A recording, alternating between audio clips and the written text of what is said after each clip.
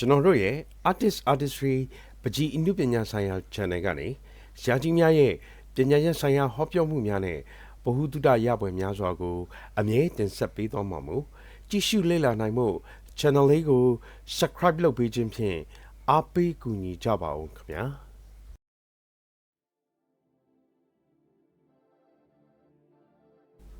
မင်္ဂလာပါ artistry ပရိသတ်ကြီးခင်ဗျာဒီနေ့မှာတော့artistry ပရိသတ်ကြီးကိုပကြီးကထိမ့်သိမ်းမှုဆိုင်ရာပညာရဲ့အကြောင်းကိုဘုဟုတုတရရှိစေဖို့အတွက်တင်ဆက်ပေးမှာဖြစ်ပါတယ်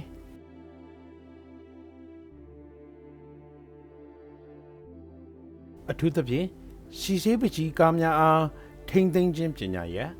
အဲ့ဒီပညာရဲ့နဲ့ပတ်သက်ပြီးဘာဘာချာကြီးဦးလွန်ကျွမ်းမှဂျာမနီနိုင်ငံမှာလေ့လာဘူးသင်ကြားမှုခဲ့တဲ့အကြောင်းအကျိုးတိုက်ဆိုင်ခြင်းမရှိတာကြောင့်မြမပကြီးလောကမှာပကြီးကားထိမ့်သိမ်းမှုပညာရဲ့အားအသုံးချခြင်းမရှိပေမဲ့ပကြီးအမှုပညာချစ်သူတို့ပကြီးကားထိမ့်သိမ်းခြင်းပညာရဲ့အကြောင်းကိုနားလည်သိရှိနိုင်မှုအတွက်ဘဘဦးလွန်းကျွတ်ရဲ့ဖြည့်ဆို့မှုများနဲ့အတူပကြီးကားထိမ့်သိမ်းမှုပြုလုပ်ခြင်းဆိုင်ရာအစဉ်စဉ်ကိုအတတ်နိုင်ဆုံးဗီဒီယိုများဖြင့်တင်ဆက်ပေးထားပါတယ်ခင်ဗျာအဲ့တော့ကကျွန်တော်တို့အခုသိကျင်တာဆရာကြီးဦးလွန်းကျော်ဆိုတာရေစေးရေးတဲ့နေရာမှာပဲဖြစ်ဖြစ်စီစေးရေးတဲ့နေရာမှာပဲဖြစ်ဖြစ်ဟုတ်လားချက်ကိုရေးပဲဖြစ်ဖြစ်ဘာပဲရေးပဲရေးဟုတ်လားအောင်မြင်တယ်ဆိုတော့ဒီဆရာကြီးတယောက်ဆိုလူဒီပကြီးလောကသားပကြီးနဲ့ဆက်သွယ်နေတဲ့လူတော်တော်များများသိကြပါဒါပေမဲ့ဆရာဟာပကြီးကထိမ့်သိမ့်မှုပညာကိုဂျာမနီမှာသင်ခဲ့ဘူးပါတယ်အဲ့ဒီဟုတ်လား resolution နဲ့ပတ်သက်ပြီးတော့ဆရာကြီးသင်ခဲ့တဲ့ဒီပညာကိုအတုံးလဲသုံးချခဲ့ဘူးဟုတ်လားနောက်တစ်ခုကဒီပညာနဲ့ပတ်သက်ပြီးတော့ဒီ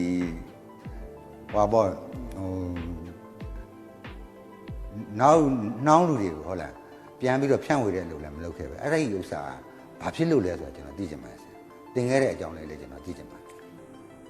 အဲ့ဒီမှာတရားတော်နဲ့ပြောမယ်ဆိုရင်အကြောင်းကျိုးတိုက်ဆိုင်မှု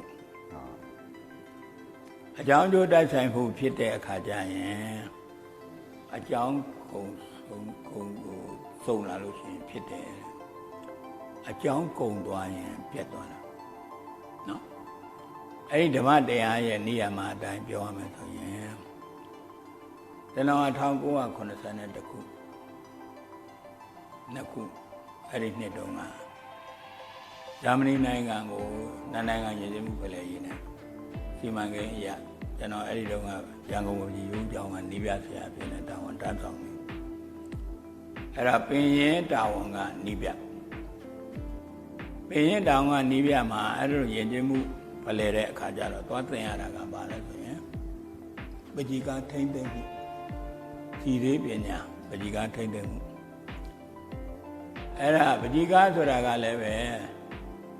ဆိုင်ရာသူ့ဆိုင်ရာနဲ့ supporting ဆိုတာအောက်ခံဥပမာစက်ကူပေါ်ရေးရင်စက်ကူကို resolve လုပ်တာတစ်သားပေါ်မှာရေးရင်တစ်သားကို resolve လုပ်တာကဲဘတ်ပေါ်မှာရေးရင်ကဲဘတ်ကို resolve လုပ်တာ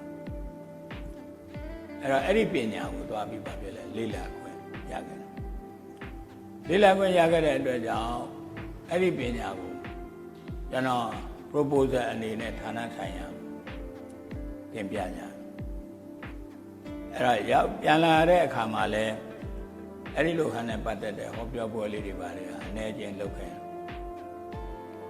ပြတဲ့ဒီမှာအမှန်ကဘာလဲဆိုရင်ခုနပြောတဲ့ပကြီးကထိမ့်သိမ့်တယ်ဆိုတာအနုပညာစိတ်ဓာတ်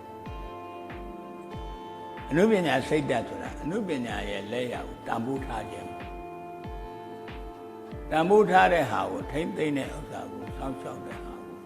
ကိုပညာတရားအနေနဲ့နိုင်ငံကြားမှာအဲ့ဒီပညာရှင်တို့မိုးထုတ်ရက်စတိုရာအဲ့ဒီရက်စတိုရာဆိုတဲ့ဟာပညာတရားကိုမိုးထုတ်တဲ့အခါကျတော့အဲ့ဒီရက်စတိုရာဟာဘာတလဲဆိုတော့သူကို၌ကို artist ပြပကြီးတိုက်ပြီးတဲ့အခါကျတော့ Carpentery တက် Carpentery ဆိုတာ framing နဲ့ပတ်သက်တဲ့ structure လောက်တာ ဒီအကုန်တက်ပြီးမှပါလဲသူကဓာတုနဲ့ပတ်သက်တဲ့ဓာတုဆေးပညာတွေဖြစ်တဲ့ chemistry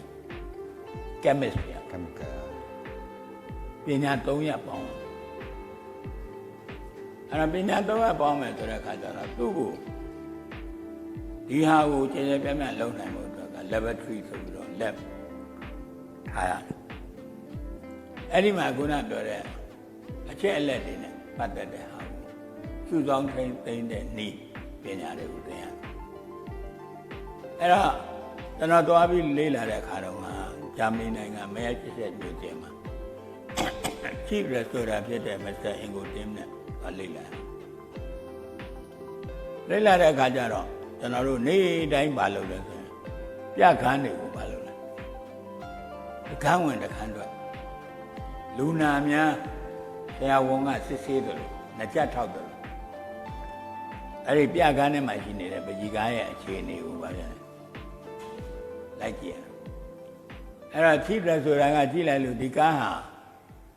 မနေ့ကနဲ့ဒီနေ့မတူဘူးတစ်ခုတော့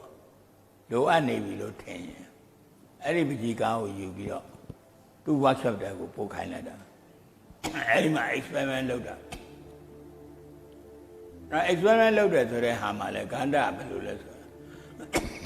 သူက history of painting ဆိုပြီးတော့လုပ်ရတယ်ဒီ painting တစ်ခုရဲ့ history ကိုယူဒါ history ကိုယူတဲ့အခါကျတော့သူကဘာပြောလဲဆို artist and life ပါလာ biography of the artist အဲ့ဒီချိန်တုန်းကဘယ်လိုရေးတယ်လဲဘာ support နဲ့ရေးတယ်လဲဘယ်ဆေးနဲ့ရေးတယ်လဲဘယ်လိုနီးနဲ့ရေးတယ်လဲဆိုတဲ့ဟာကိုပါလဲခုနပြောတဲ့ဓာတ်ပုံနီးပညာနဲ့ပါပဲလား ultrasound တို့အကုန်လုံးပါလားlayer by layer record ထားအဲ့တော့ record ထားတဲ့အခါကျတော့ဟိုလူနာများဆေးရုံမှာဆရာဝန်ကကဲရလုပ်တယ်လို့အဲ့ဒီ layer တစ်ခုကိုအမြဲတမ်းပါလို့စောင့်ရှောက်အဲ့ဒါကောင်းပြီဒီရှိနေတဲ့အနုပညာ layer တစ်ခုကပျက်စီးကြောင်းဟာပါလဲဆိုရသေးဘူးဒါကြောင့်သူတို့နဲ့ပတ်သက်တဲ့အခါမှာသူတို့ကိုထားတဲ့အခန်းတစ်ခန်းရဲ့ room temperature ကိုအမြဲတမ်းပါပြတိုင်းတာတဲ့ hair hygrometer ဆိုတာအမြဲတမ်းတတ်တာနည်းနည်းလေးဖောက်ပြန်တယ်ဆိုတာနဲ့ပါပြလဲပကြီးကားပျက်စီးတာဒါပကြီးကားပျက်စီးတယ်ဆိုတာရာသီဥတုကြောင့်ပျက်စီးတယ် support ရှင်းတုန်းကဘာဖြစ်လဲဆိုပကြီးစီသေးတွေရေးတဲ့ခါကျတော့ရွက်ပြင်တွေမသုံးခင်တော့တစ်သားပေါ်မှာရေးတယ်တစ်သားတွေကိုဆက်ပြီးတော့ရေးတယ်အဲ့တော့တစ်သားတွေကဘာလို့ဆိုတခါလေချစားတာတော့တခါလေပျက်စီးတာတော့ဖြစ်တယ်အဲ့တော့ဘယ်လောက်အထိသူတို့ဒီမှာ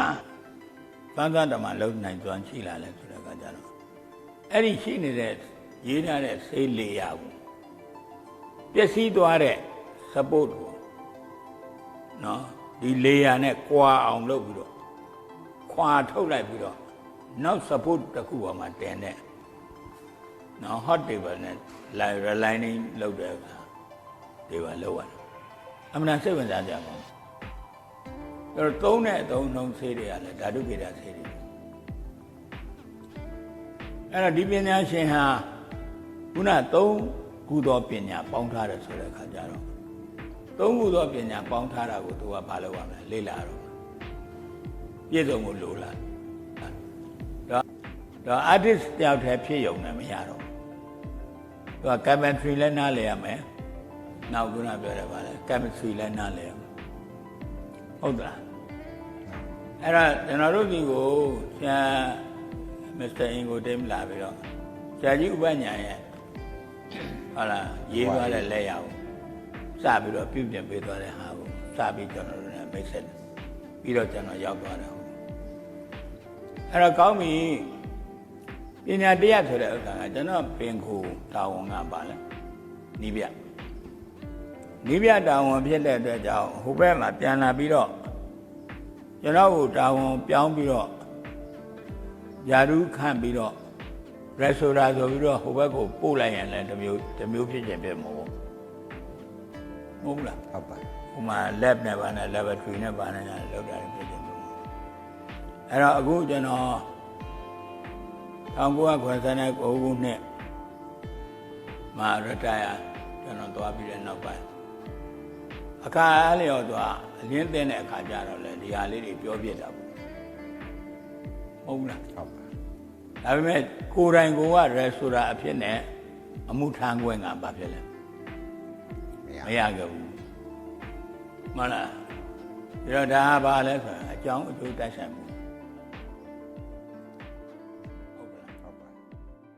ဗီဒီယိုလေးကိုအဆုံးထိကြည့်ရှုပေးတဲ့အတွက် artistry ကနေကျေးဇူးတင်ပါတယ်ခင်ဗျာကျွန်တော်တင်ပြခဲ့တဲ့ဗီဒီယိုမှာမိတ်ဆွေတို့အတွက်ခေါင်းထဲမှာတစ်ခုခုရသွားခဲ့မယ်ဆိုရင်ဗီဒီယိုလေးကို like ကလေးပေးခဲ့လို့ရပါတယ်ခင်ဗျာ subscribe မလုပ်ရသေးရင်လည်း subscribe လေးလုပ်ပေးခဲ့ဖို့တောင်းဆိုပါရစေမင်္ဂလာရှိတဲ့နေ့လေးဖြစ်ပါစေလို့ဆုတောင်းရင်းနောက်ထပ်ဗီဒီယိုများမှာပြန်လည်တွေ့ဆုံကြပါစို့